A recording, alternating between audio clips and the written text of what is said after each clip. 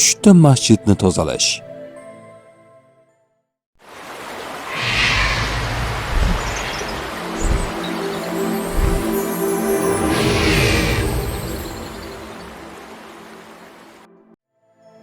Masjidni tozalash sizning ichki pokligingiz va yaxshi niyatlaringizni bildiradi. Agar chang yoki kirni tozalasangiz, muammolarni yengish va hayotingizni tartibga keltirish belgisi. Tozalash jarayoni sizga ruhiy tinchlik va xotirjamlik olib kelishi mumkin.